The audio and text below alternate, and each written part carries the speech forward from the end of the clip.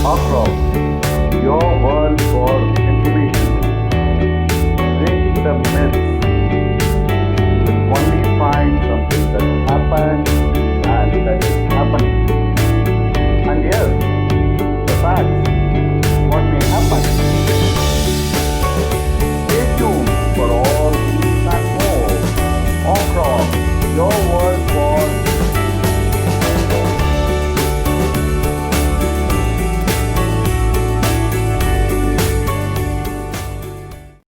Hi all, how are you? The topic for the day is understanding HIRA or HIRA. HIRA is hazard identification and risk assessment. Okay, before we get into the video, thanks to all those who are watching my videos and have subscribed to my channel. And for those who haven't, please check out my videos. And if you like any of the videos, please share them with your contacts. Right, let's get into the topic, understanding HIRA. HIRA is hazard identification and risk assessment. This is a structured methodology which is used to understand or estimate the kind of risk that could happen in an industry.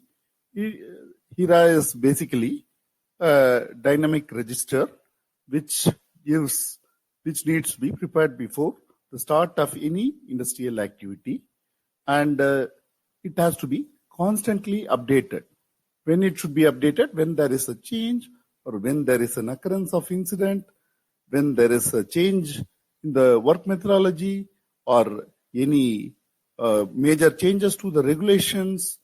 So it should be reviewed periodically. The periodic review could be depending on the kind of industry and the kind of process you run and the kind of risk associated with your processes. Right. Here we need to understand a couple of words. One is hazard and another is risk. What is a risk? A risk is an effect of uncertainty. For example, those who are into bungee jumping knows how to jump. For them, it is not risky. For me, who doesn't know bungee jumping, it is a risk. So, risk is a subjective term. When you are not certain about the consequences, you feel it is risky. Right. The next term is hazard. Hazard is a potential condition which could turn out into an accident if the precautions are not considered. So hazard is something that induces an accident. A potential hazard is a potential accident inducer. So with this understanding, sometimes HIRA is also called as HIRAC. In Philippines and all, it is called as HIRAC, Hazard Identification, Risk Assessment and Control. Somewhere they call it as HIROP, Hazard Identification, Risk and Opportunity Identification. Opportunities also is part of the HIRA identification after the advent of ISO 45000 2018 standard.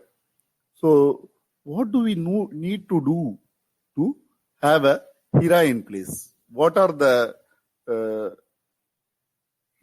methodologies that we must adapt to have a structured hazard identification and a structured methodology that has a detailed review of hazard risk and control of activities that could lead to potential incident or accident. So let's start with the HIRA. There are quite a few steps involved in the hazard identification and risk assessment exercise, and it could depend on the size and complexity of your organization. But in general, some of these steps are common to most of the organizations, irrespective of the activities, products, and services. The first and foremost starting point for any hazard identification should be the compliance part. Compliance to the national regulations and the regional regulations, your respective countries' factory acts and the factory rules and the amendments to them, All these you need to verify before you start preparing your hazard identification. The general mistake people make in hazard identification is that they try to classify hazards as high, medium, low, or they try to have a concept of acceptable risk and unacceptable risk. My dear friends, a risk is always a risk, and you should always, any risk is not acceptable. It's always unacceptable.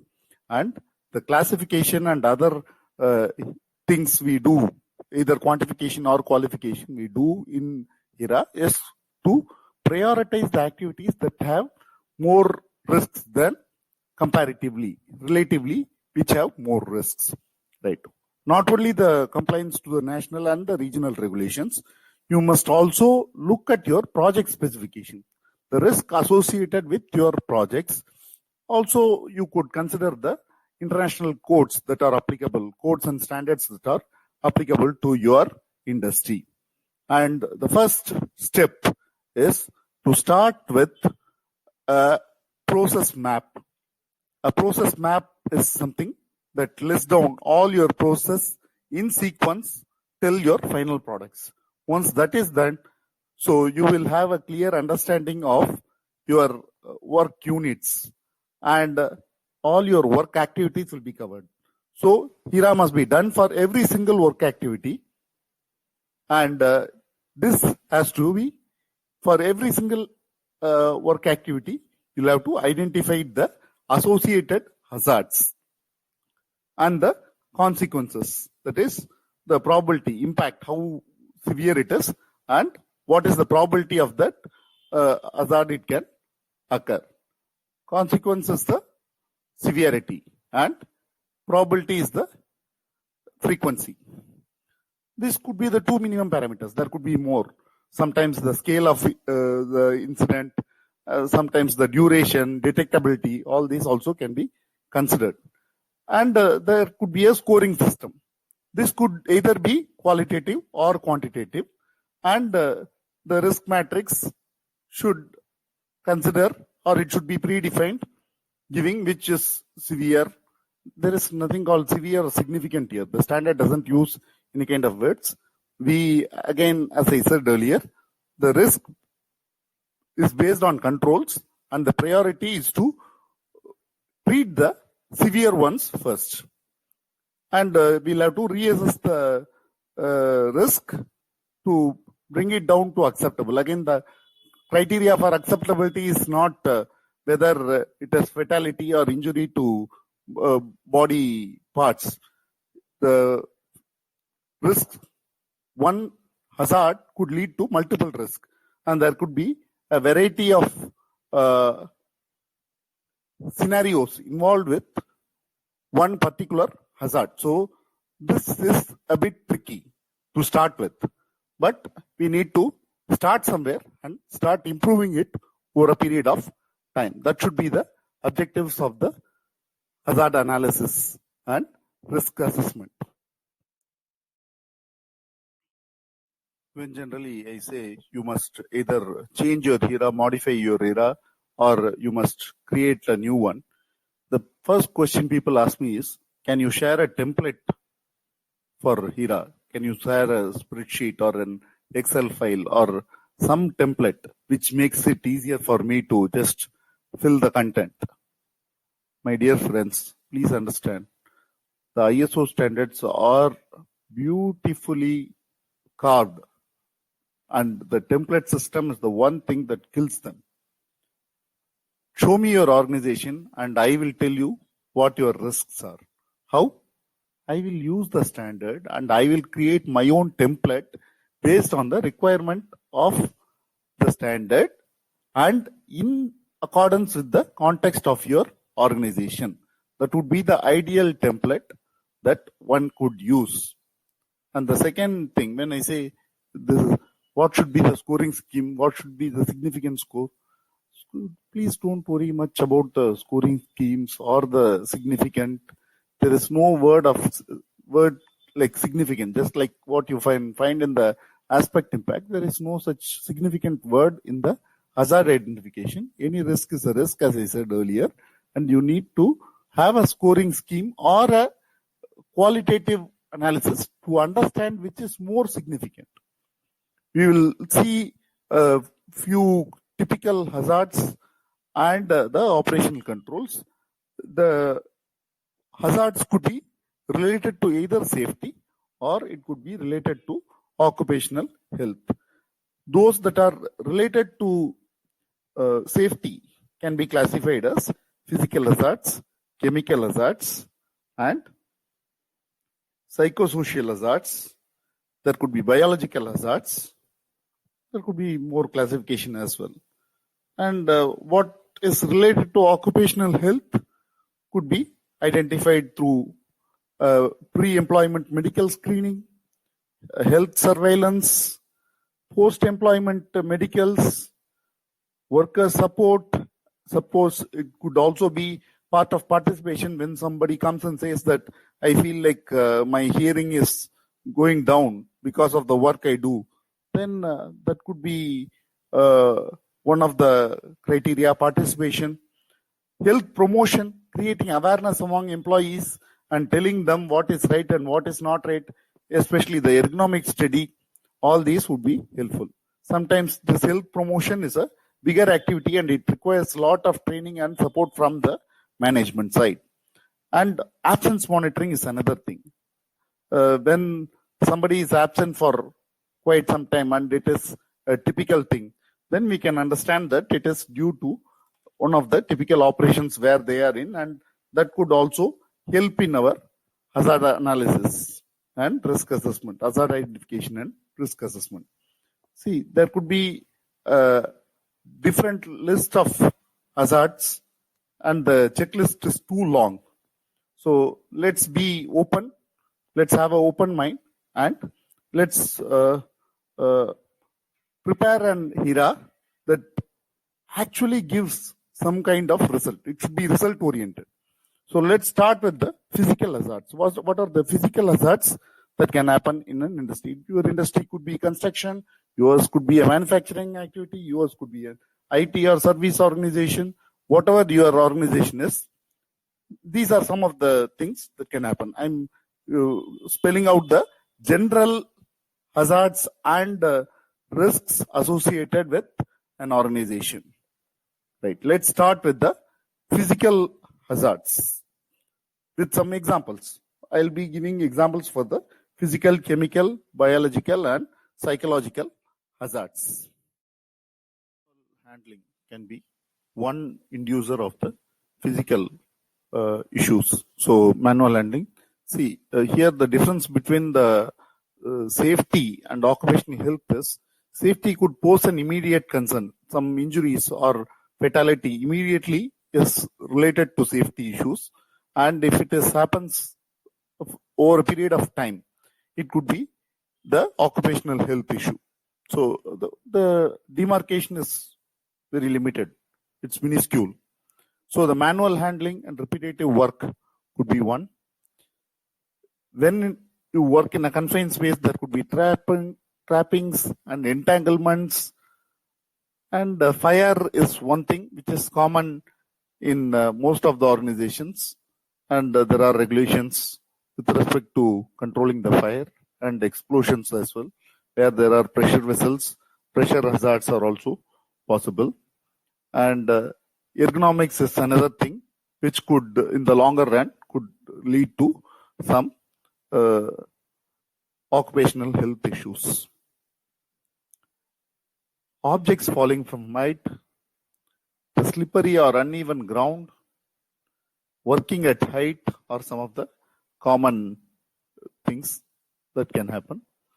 And it could happen in combination also. For example, a work at height involving some electrical work could pose multiple threats.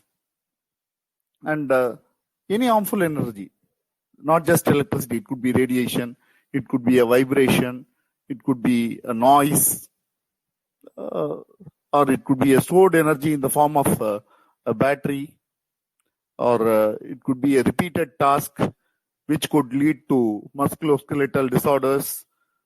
it could be exposure to the heat or radiation, which can cause hypothermia or heat stress. It could be ionizing radiation, X-ray, gamma ray, radioactive substances. Could be sometimes non-ionizing radiation also, light, radio waves, magnetic, all these could also cause issues. There could be burns when it is heat process is involved, and there could be some unsuitable thermal environments. There could be some violence as well in some cases. All these are sometimes inadequacy in space. Lack of space is also can lead to physical issues. And the chemical hazards basically is the inhalation of vapors, gases or particles, especially when chemicals are involved in the process. So when the being is in contact, they absorb, or it is ingested into the body, there could be some kind of discomfort, or it could be over a period of time also, if not immediate. And even the storage and the degradation of material, shelf life, incompatibility, all these could be part of chemical hazards. The biological hazards could be allergens or pathogens. It could be bacteria, it could be virus. This COVID-19 is one typical case which we are facing these days. And sometimes what is inhaled, what is transmitted, and what is ingested, all these, some contaminated food products, for example, could lead to biological hazards. There is also one other type of hazard which is often ignored. We'll also look into that. That is psychosocial hazard. Right. What is a psychosocial hazard? Psychosocial hazards are the negative energy, basically the stress, trauma, anxiety, fatigue, depression, and all these that create a negative psychosocial. This could also include psychological conditions as well. These can arise from external issues, not necessarily internal. For example, an employee had a fight or a feud in the home that could lead to some physical fight, which could be a physical hazard. Sometimes this hazard can occur in combination, not necessarily there should be single. This classification of physical, chemical, biological, or psychosocial is only for the understanding. What is ingested may be a chemical, and the hazard could be a biological hazard. And for example, the transport hazard could be a physical hazard. The driver of the forklift may have some kind of psychosocial impact, which he is in a bad mood, combined with a rash driving, could result in a fatality or severe injury to many. So the hazards mostly come in combinations as well. It's not always singular, or it is of one category. It could be of multiple categories. For example, a food substance may have some chemical in it, but it could have been happened due to ingestion. That could be a biological hazard. So the psychosocial hazards, what we are seeing, could be due to lack of communication. Sometimes the stress is due to excessive workload. Sometimes the management control is not adequate. Sometimes the workplace or the physical environment is not conducive to people. Sometimes there are people who engage in bullying or intimidation or harassment, although laws are there to protect this. This happens in a very subtle way, sometimes between friends, and ego clashes, work-related politics. It could also be sometimes a physical violence. All these happens. These are sources of psychosocial hazards. Right. We saw quite a number of examples of hazards. Now let's look at the typical operation controls that could help bring down these kind of hazards.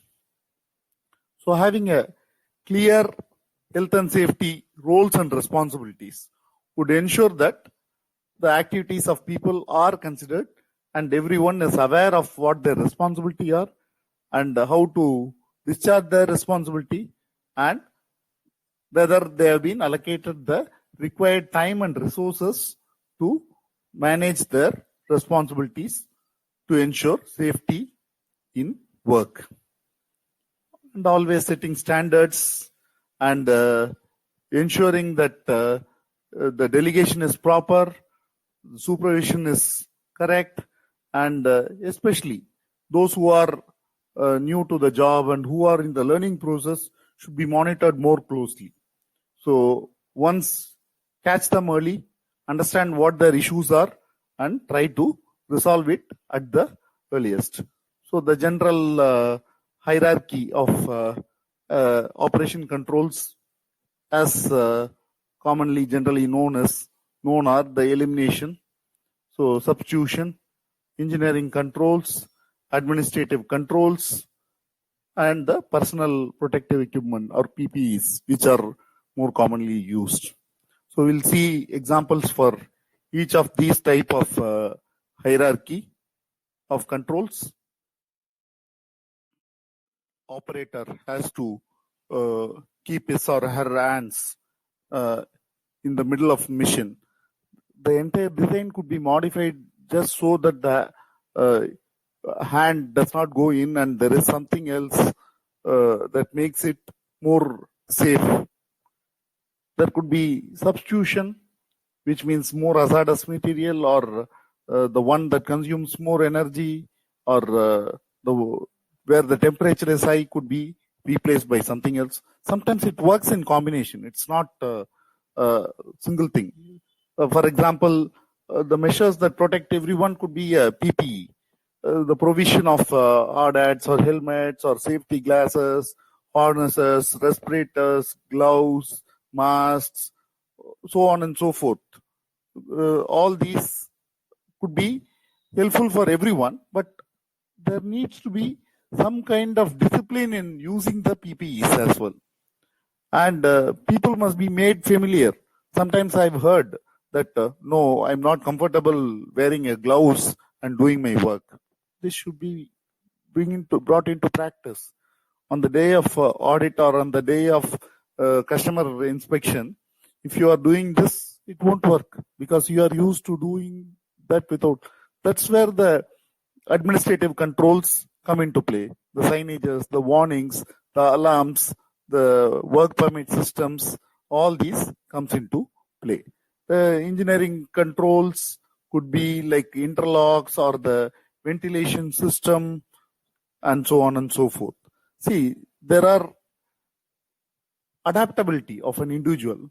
We must make individuals adaptable to take a safe work environment. That brings in from the awareness. So behavior is the key. Safety is behavioral based. One day someone may not do anything wrong, but on other day when they are not in a good mood or a good mindset, they may do some nonsensical things.